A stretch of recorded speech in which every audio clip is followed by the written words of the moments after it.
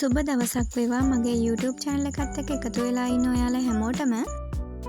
මගේ අද වීඩියෝ එක ගැන නම් ඔයාලා දැනටමත් දන්නවා. ඉතින් මම අද ඔයාලට කියලා දෙන්න යන්නේ වට්ටක්ක වලින් රසමරස තෙම්පරාදුවක් එහෙම නැත්නම් බෙදුමක් හදාගන්නේ කොහොමද කියලා. වට්ටක්ක කියන්නේ සමහර අය ගොඩක් කන්න කැමති, ඒ වගේම සමහර අය ගොඩක්ම අකමැති කෑමක්.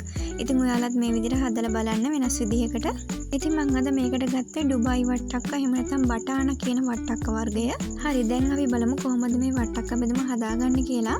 මම මුලින්ම කරන්නේ දාච්චියක් ලිපෙන් තියලා ඒකට තෙල් ටිකක් දාලා හාල් මැස්සු ටිකක් හොඳින් බැද ගන්නවා. මේ හාල් මැස්සු ටික හොඳට කරවීගෙන එනකොට මම රම්පේ කරපිංච ටික එකතු කරගන්නවා. ඊළඟට ලූණු, සුදු ලූණු, අමු මිරිස් මේ ඔක්කොම එකතු කරගන්නවා. මේ ඔක්කොම ටික හොඳින් කවලම් කරලා තෙම්පරාදු කරගෙන ඊළඟට මම පොඩියට කපාගත්ත වට්ටක්ක කෑලි ටික මේකට එකතු කරනවා.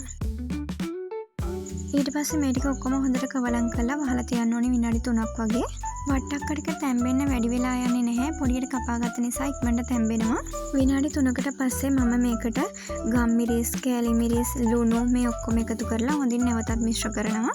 මේකට තව ඔයාලට කැමති නම් මාළු මිරිස්, තක්කාලි එහෙමත් එකතු කරගන්න පුළුවන්.